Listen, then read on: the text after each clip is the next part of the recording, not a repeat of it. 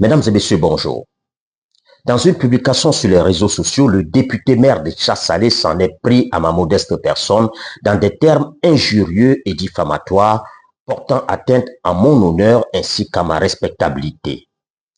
Complice de Komé Bakari, mercenaire de la plume, et j'en passe. Alors, voici ma plainte telle que rédigée par mon avocat conseil contre ce politicien. À monsieur le procureur de la République. Les faits. Dans une publication datée du 22 mars 2025, parue sur sa page Facebook, M. Assalé Tchimoko Antoine a tenu à l'endroit du requérant des propos injurieux, particulièrement offensants et discriminatoires en raison de ses origines, écrit-on dans cette plainte. En effet, dans cette publication, on peut y lire ceci. Complice de M. Komé Bakari. Vous avez choisi de défendre des faussaires et c'est votre droit. Les oiseaux de même plumage volent ensemble, c'est connu. Fin de citation. On peut y lire également ceci. Nous vous avons accueilli dans notre pays et par humanisme, nous vous avons accordé notre nationalité puisque la vie dans votre pays, le Cameroun, vous était insupportable. Non content d'avoir bénéficié de notre hospitalité, vous vous érigez en bourreau contre notre peuple qui se bat pour ces terres accaparées par des bandits en insultant au passage des élus et des autorités politiques. Fin de citation. Ces propos sont non seulement attentatoires à l'honneur et à la dignité du requérant, mais également font apparaître au grand jour la haine de son auteur fondée sur les origines de celui-ci. Ils sont constitutifs des faits de 1. Diffamation, prévue et punie par l'article 90 de la loi sur la presse. 2. Diffusion d'écrits de nature xénophobe, prévue et punie par l'article 365 du Code pénal ivoirien. D'où le bien fondé de la présente dénonciation. Notre analyse. A. Sur les faits de diffamation. L'article 90 de la loi portant régime juridique de la presse énonce: toute allégation ou imputation d'un fait qui porte atteinte à l'honneur ou à la considération de la personne ou du corps social auquel le fait est imputé est une diffamation. La publication directe ou par voie de reproduction de cette allégation ou cette imputation est punissable même si elle est faite sous forme dubitative ou si elle vise une personne ou un corps social non expressément nommé mais dont l'identification est rendue possible par les termes des discours, cris, menaces, dessins, films, écrits ou imprimés, placards ou affiches incriminés. Est puni d'une peine d'amende de 1 million à 3 millions de francs CFA quiconque se rend coupable du délit de diffamation par voie de presse ou par tout autre moyen de communication au public prévu par les alinéas 1 et 2 du présent article. Il résulte de ce texte que pour être constitué, le délit de diffamation suppose la réunion de 3 éléments cumulatifs, à savoir un fait précis et déterminé. Il doit y avoir une allégation d'un fait précis et déterminé. 2. Une atteinte à l'honneur. L'accusation ou allégation doit être de nature à porter atteinte à l'honneur de la personne visée. Enfin, 3. Un élément matériel. L'accusation, qui peut être orale ou écrite, doit avoir été diffusée à une tierce personne au moins. En l'espèce, il résulte de l'article incriminé que M. Saïd Penda est accusé d'avoir, citation, choisi de défendre des faussaires et que les oiseaux de même plumage volent ensemble. Fin de citation. En outre, il y est également qualifié de complice de M. Komé, lequel est inculpé devant le juge d'instruction du tribunal de Bingerville. Ces expressions désignent des personnes comme des faussaires, ce qui signifie qu'elles ont commis des faits de faux et usage de faux d'une part et que, d'autre part, elles en ont judiciairement été déclarées coupables en raison du principe de la présomption d'innocence constitutionnellement consacré au profit de toute personne poursuivie devant les juridictions.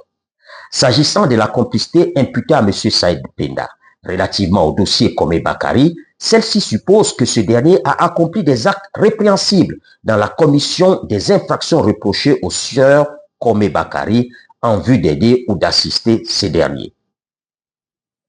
Qu'est-ce que cela veut dire en réalité? Je vais expliquer cette partie. Cela veut dire que pour que Monsieur Assalé Tchemoko, député qui n'est pas censé ignorer la loi, pour qu'il puisse m'accuser, moi, de complice de Kome Bakari, il lui fallut que Kome Bakari lui-même ait déjà été jugé pour des faits de faux et usage de faux, qu'il ait été condamné pour ces faits et que pendant cette condamnation, la justice m'ait reconnu complice de Kome Bakari et que cette complicité ait été une complicité active, que j'ai aidé Kome Bakari dans la commission des faits pour lesquels il aurait été reconnu coupable et donc condamné.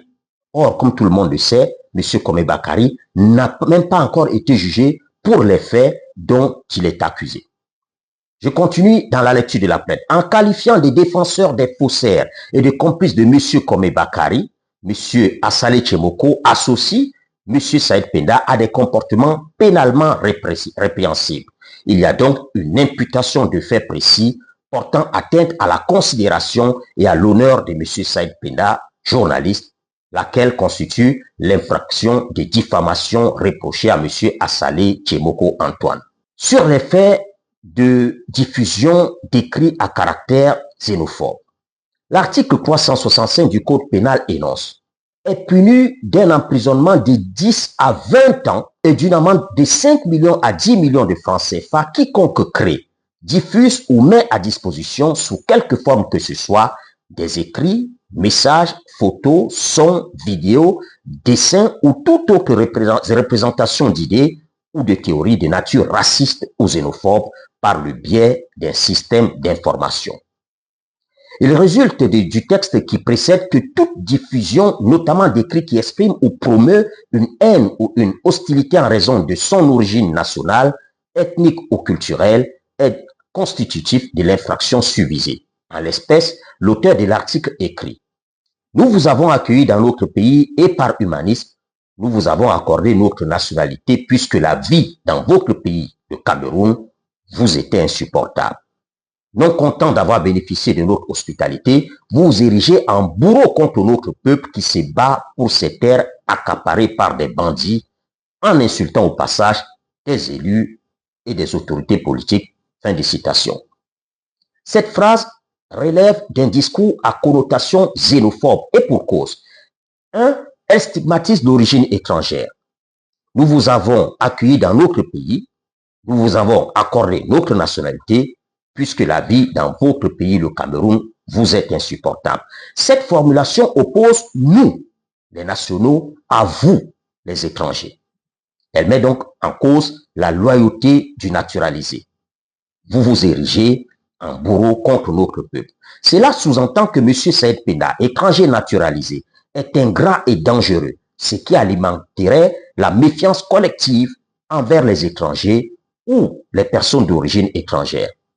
Cette déclaration de M. Assalé Tchemoko, diffusée sur sa page Facebook, suivie par des milliers d'Ivoiriens, risque de susciter la haine, la discrimination ou la violence à l'égard des étrangers vivant dans ce pays ou contre des naturalisés. Il s'ensuit que les faits de diffusion d'écrits de nature xénophobe sont également constitués à l'égard de M. Assalé Tchemoko Antoine. En conséquence de tout ce qui précède, M. Saïd Penda sollicite qu'il soit fait une stricte application de la loi pénale au nommé Assalé Tchemoko Antoine. Cette plainte, mesdames et messieurs, pour le moment, ne sera pas déposée, notamment à la suite de nombreuses interventions de confrères journalistes qui ont appris mon intention d'ester en justice contre le député maire. Ils ont insisté qu'il n'était pas souhaitable que deux journalistes règlent leurs différends devant les tribunaux. Je tiens à préciser que pour moi, il ne s'agit pas de deux journalistes, puisque par éthique, cet individu ne devrait plus se prévaloir de la qualité de journaliste.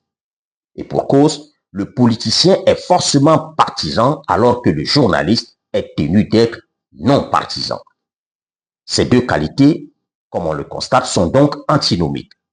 J'ai néanmoins accepté de surseoir à déposer ma plainte, pour l'instant, par respect pour les émérites confrères qui sont intervenus. La plainte pourrait être déposée à tout moment si l'individu récidive, puisque le délai de prescription pour les faits incriminés est de 1 an. Voilà, mesdames et messieurs, ce que je pouvais dire sur cette affaire en promettant de vous revenir très bientôt avec de nouvelles informations et révélations, toujours sourcées et bien documentées. À très bientôt.